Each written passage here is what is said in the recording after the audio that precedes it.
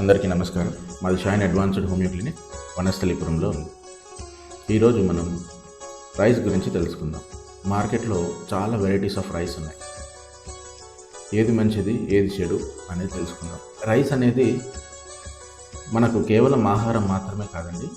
Rice అనేది మన tradition కూడా, మన కల్చర్. రైస్లో చాలా రకాలు ఉన్నాయి. ఒకప్పట్లో సామెత కూడా ఉంది, అన్నం పరబ్రహ్మ స్వరూపం అని.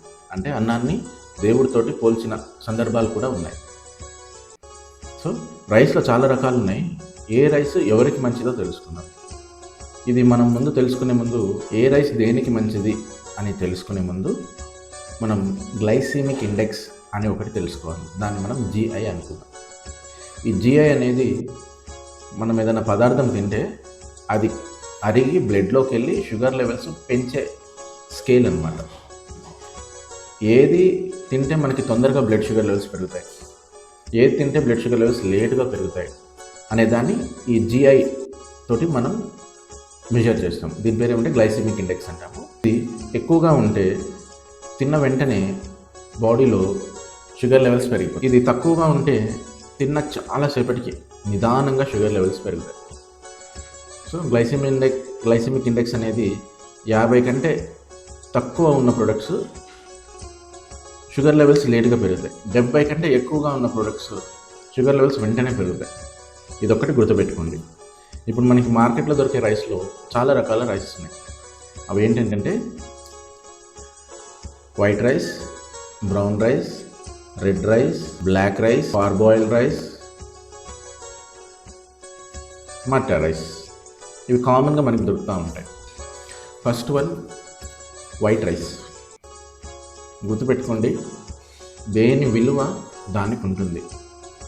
ఏది ఎక్కువ కాదు, ఏది తక్కువ కాదు. మన హెల్త్ బాగాలేనప్పుడు మనకి ఏదైతే అవసరమో అది మనం తీసుకోవాలి. Okay, first one white rice. దీనికి GI అనేది 70 to 75 ఉంటుంది. అంటే గ్లైసెమిక్ ఇండెక్స్ చాలా ఎక్కువ. తిన్న వెంటనే అరిగిపోయి బ్లడ్లో మిక్స్ అయిపోయి షుగర్ లెవెల్స్ వెంటనే. ఇది షుగర్ ఉన్న వాళ్ళకి అస్సలు సజెస్టబుల్ కాదు. మరి ఎవరికి సజెస్టబుల్ అంటే చిన్నపిల్లలకి నెంబర్ 1, సర్జరీ అయిన తర్వాత వాళ్ళకి నెంబర్ 2, ముసలి వాళ్ళకి, అరుగుదల చాలా తక్కువగా ఉండే వాళ్ళకి ఈ వైట్ రైస్ అనేది ఎక్కువగా వాడాలి. కానీ ఇప్పుడు అందరం అదే వాడుతున్నాం. సో అది mistake. Second one brown rice. Brown rice glycemic index 50 to 65 ఉంటుంది. దీని కాస్ట్ కూడా మనకి మార్కెట్లో కిలో 60 నుంచి 80 రూపాయల వరకు దొరుకుతుంది. బ్రౌన్ రైస్ అనే దాంట్లో ఫైబర్ అనేది చాలా ఎక్కువ ఉంటుంది. గ్లైసెమిక్ ఇండెక్స్ తక్కువ కాబట్టి షుగర్ వాళ్ళు కూడా బాగా తీసుకుంటారు. బ్రౌన్ రైస్ చాలా లేట్గా అరుగుతుంది, తొందరగా ఆకలియదు. ఈ బ్రౌన్ రైస్ అనేది షుగర్ ఉన్న వాళ్ళకి, వెయిట్ లాస్ అవ్వాలనుకునే వాళ్ళకి, కొలెస్ట్రాల్ లెవెల్స్ ఎక్కువ ఉన్న వాళ్ళు బ్రౌన్ రైస్ తీసుకోవచ్చు. బ్రౌన్ రైస్ కూడా రెగ్యులర్గా తీసుకోవద్దు. దాంట్లో ఆర్సెనిక్ కాంపోనెంట్ అనేది చాలా ఎక్కువ ఉంటుంది అనమాట. వీక్లీ థ్రైస్ లేదా ఆల్టర్నేట్ డే అట్లా తీసుకోవడానికి ప్లాన్ చేయండి. ఇప్పుడు మనం మూడో రైస్ గురించి మాట్లాడుకుంటే రెడ్ రైస్. రెడ్ రైస్ అనే దాంట్లో ఐరన్ కంటెంట్ చాలా ఎక్కువ ఉంటుంది. యాంటీ ఆక్సిడెంట్స్ చాలా ఎక్కువగా ఉంటాయి. ఈ రెడ్ రైస్ ఎవరెవరికైతే సజెస్ట్, రెడ్ రైస్ అనేది ఎవరికి సూటబుల్ అంటే హార్ట్ ప్రాబ్లం ఉన్న వాళ్ళకి, తర్వాత PCOD కంప్లైంట్ ఉన్న వాళ్ళకి, హార్మోనల్ ఇంబ్యాలెన్స్ ఉన్న వాళ్ళకి, ఎనీమియా, ఐరన్ రిచ్ ఉంటుంది అనుకున్నాం కదా, ఎనీమియా ఉన్న వాళ్ళకి కూడా ఈ రెడ్ రైస్ అనేది ఉపయోగపడుతుంది. ఈ రెడ్ రైస్ మనకి మార్కెట్లో ఎంత కాస్ట్ ఉందంటే 70 నుంచి 90 రూపీస్ వరకు పర్ కేజీ దొరుకుతుంది. దీని గ్లైసెమిక్ ఇండెక్స్ 55 అండి. నెక్స్ట్ మనం మాట్లాడుకోబోయేది బ్లాక్ రైస్, నల్ల బియ్యం. దీని గ్లైసెమిక్ ఇండెక్స్ 45 ఉంది. షుగర్ ఉన్న వాళ్ళకి ఇది ఎంతో ఉపయోగపడుతుంది. దీని ఖరీదు బయట మార్కెట్లో 150 నుంచి 200 రూపాయల వరకు ఉంటుంది. ఈ బ్లాక్ రైస్ ఎవరికి ఉపయోగపడుతుందంటే షుగర్ ఉన్న వాళ్ళకి ఎక్కువ ఉపయోగపడుతుంది. దీంట్లో చాలా యాంటీ ఆక్సిడెంట్స్ ఉంటాయి. హార్ట్ కంప్లైంట్ ఉన్న వాళ్ళకి కూడా మంచిగా ఉపయోగపడుతుంది. Brain, skin, hair antioxidants చాలా ఎక్కువ ఉంటాయి బ్లాక్ రైస్లో. సో వీటన్నిటికీ ఇది తోడ్పడుతుంది. Next rice parboiled rice. Glycemic index చాలా తక్కువ, 45 to 55. ఇది మార్కెట్లో కూడా దీని కాస్ట్ 45 నుంచి 60 రూపీస్. పార్బాయిల్డ్ రైస్లో మల్టీ న్యూట్రియంట్స్ ఉంటాయండి. అంటే చాలా రకాల న్యూట్రియంట్స్. ఇది షుగర్ ఉన్న వాళ్ళు తినచ్చు, హార్ట్ కంప్లైంట్ ఉన్న ఎక్కువ ఓల్డ్ ఏజ్ వాళ్ళు తింటారు ఇది. ఈ పార్బాయిల్ రైస్ అనేది ఊకనే డైజెస్ట్. నెక్స్ట్ ఇది మట్టా రైస్. ఈ మట్టా రైస్ని కేరళ రెడ్ రైస్ అని కూడా అంటారు. ఈ మట్టా రైస్లో కాల్షియం రిచ్ ఫుడ్ ఇది. ఫైబర్ ఎక్కువ ఉంటుంది, కాల్షియం ఎక్కువ ఉంటుంది. ఇది డయాబెటిక్ పీపుల్కి ఉపయోగపడుతుంది. గట్ హెల్త్ అంటే జీర్ణశక్తికి ఉపయోగపడుతుంది.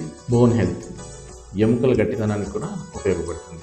ఈ మట్టా రైస్ గ్లైసెమిక్ ఇండెక్స్ 55 అండి. ఇది మార్కెట్లో మనకి 50 రూపీస్ నుంచి 80 రూపీస్ పర్ కేజీ దొరుకుతుంది. చివరిగా చెప్పుకునేది ఏంటంటే దేని గొప్పతనం దానికే ఉంది. Every grain has its value. అన్నం ఎక్కువ తింటే విషం అని ఇప్పుడు పాపులర్ అవుతుంది. మీరు అర్థం చేసుకోవాల్సింది ఏంటంటే అన్నం ఎక్కువ తింటే విషంలో అన్నం విషం కాదండి, ఎక్కువ తింటే విషం. అది అర్థం చేసుకోండి. ఏది తినాలి, ఎంత తినాలి, ఈ రెండింటి అవగాహన ఉండాలి. మాది shine advance homeo clinic Vanasthali.